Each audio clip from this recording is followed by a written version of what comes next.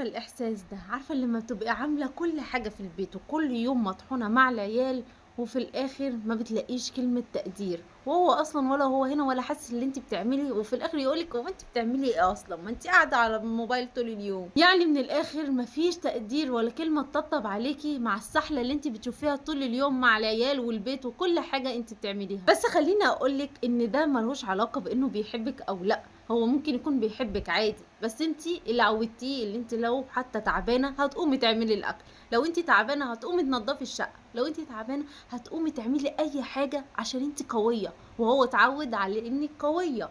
يعني من الآخر لو قال لِك كلمة حلوة هتقومي، لو ما قالكيش كلمة حلوة هتقومي برضه لإنِّك عارفة مسؤولياتِك. بس على فكرة مش هو اللي غلطان وبس، لأ، أنتِ كمان غلطانة، علشان أنتِ أوقات كتير بتيجي على نَفْسِك زيادة عن اللزوم. كان في أوقات ممكن هو يساعدِك، يروح المشوار ده بدالِك، يشيل عنِّك حاجات تقيلة، لأ، خلّيك أنت وأنا اللي هاعمل. ليه؟ ليه يا ماما؟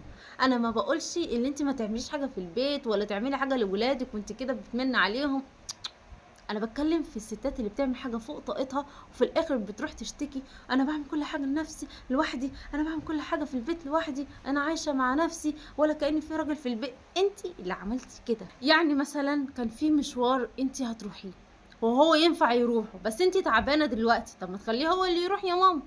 في حاجة تقيلة المفروض هو اللي يشيلها أو أنتِ تساعديه فيها، بس أساس هو اللي يشيلها، لإن حاجة تقيلة أنتِ اللي هتشيليها، مين الأقوى من التاني؟ طبعًا لمّا تيجي تطلبيها منه اللي هو شيل حاجة، أنت أقوى منّي، بهدوء كده، مش اللي هو أنت اللي المفروض تشيل، ما أنت الراجل هنا، ما أنت ده آية لأ هاجيب له مصيبة أنا مالي.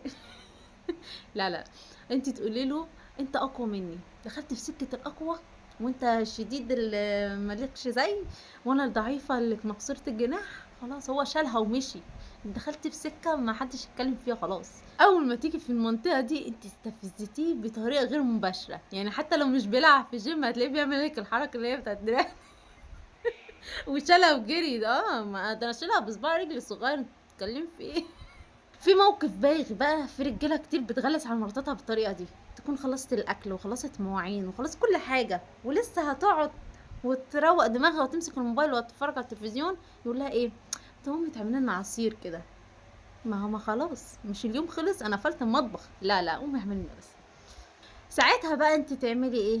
ما تيجي معايا، اعمل معايا، شديه، حاولي تشديه كده وتقولي له تعالى معايا اقف معايا في المطبخ وخليه يعمل معاكي. مرضاش قول له ما هتسليني، انت هتسليني وانا واقفه كده في المطبخ، وخليه يعمل معاكي. قولي له هات البطرمان، هات اللي معرفش فين من فوق، يلا اضرب الخلاط، اي حاجه، اي حاجه خليه يشاركك. لحظات حلوه برضو هتقربكم من بعض، حلو حلو وماله يقف معاك. نيجي بقى لنقطه انك تقدري نفسك، شوفي بقى الحتة دي هتغير حياتك كلها، فركزي معايا كويس أوي. تقدري نفسك ازاي؟ انك تهديها بحاجة، تعملي لها حاجة، ان شاء الله كوباية شاي، بس انا قاعدة بعمل كوباية الشاي دي علشاني انا هقعد واتفرج على التلفزيون وماسكة الايس كوفي بتاعي، بس ده الماي تايم بتاعي عشان انا مقدرة نفسي، عشان انا واحدة عارفة مسؤولياتي وعارفة ايه اللي ورايا وشايلة البيت كله والحمد لله ربنا شاهد عليا. لما انتي تقدري نفسك وتعملي لها قيمة كده وعاملة لها كوباية شاي ولا قاعدة لها وتروقي دماغك، هو نفسه هيحس وهيقدرك وهيحترمك وهيبصلك نظرة تانية خالص. في ناس لما تبقى انجزت حاجة تبقى حاطة حاجة تانية قدامها كده، انا لو عملت دي ونجحت فيها او انجزت فيها ان شاء الله غسلت البوتاجاز، يعني حاجات تافهة جدا بالنسبة لناس كتير، بس هي بالنسبة لها دي حاجة قوية عملتها يعني.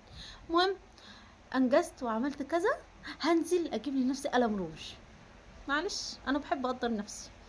الفكره دي مش منتشره بس احنا عايزين نخليها منتشره، يعني ابعتيها لصاحبتك يلا نعمل كذا، يلا قولي انا عايزه اعمل ايه وهديها بايه كده. لازم نخلي في مساحه لنفسنا، تقدير لنفسنا. انا عايزه اهدي نفسي، انا عايزه احبها اكتر، انا عايزه ابص لنفسي في المرايه واكون راضيه عن نفسي في كل حاجه. بصي من غير حلفان، بس نظرتك لنفسك هي نظرته ليكي. يعني انت لو قدرتي نفسك هو هيقدرك، احترمتي نفسك وعملت لها حدود هو هيحترمك، وكل الناس هتحترمك وهتعملك حدود وهتشيلك فوق راسها.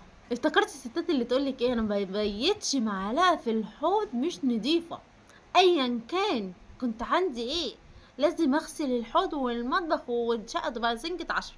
برافو، برافو. لفي بقى على الدكاترة والعظام وحاجات نيلة، عشان حضرتك مش عايزة تبيتي حاجة في الحضن مش نضيفة. تيجي على نفسك ليه؟ خلينا نتفق مع بعض، الحاجة اللي انت هتعمليها وانت تعبانة لا مش لازم تتعمل. تاني يوم عادي نامي واصحي تبقي كويسة تعملي بقية حاجتك، مش ضروري.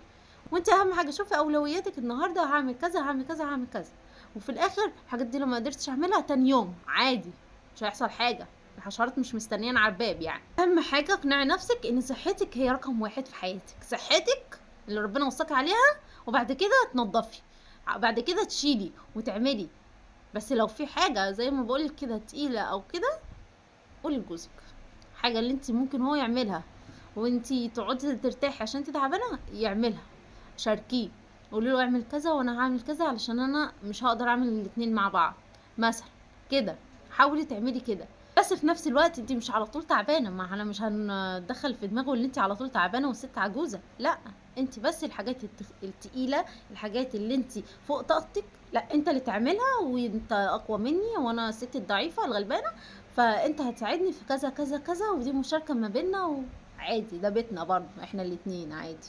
بس ما تدخليش في دماغه طول اليوم تعبانه طول الوقت تعبانه لازم تعمل كذا عشان انا تعبانه، لا. تاني حاجة بقى لما يجي يشيل معاكي الحاجة وشال وعمل وكده، لازم تمدحيه بطريقة حب، اللي انتي ممتنة فعلا، اللي انتي مبسوطة اللي هو ساعدك، اللي هو والله ما في رجالة بتعمل كده زيك، والله انت ربنا خليك لينا اللي انت عملت معايا وشلت معايا وساعدتني. الحاجات دي بكل حب وطبطبي عليه كده وحسيتي فعلا اللي هو انجز معاكي، عمل معاكي حاجة كويسة. فكل مرة لما تطلب منه حاجة ان شاء الله هيعمل معاكي يعني، شاف منك حب بعدها.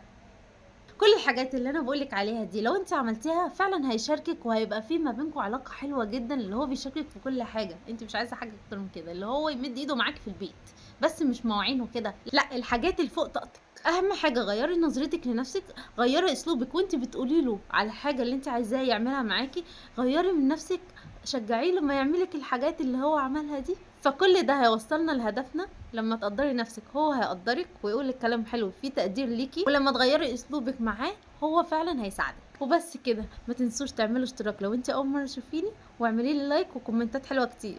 سلام.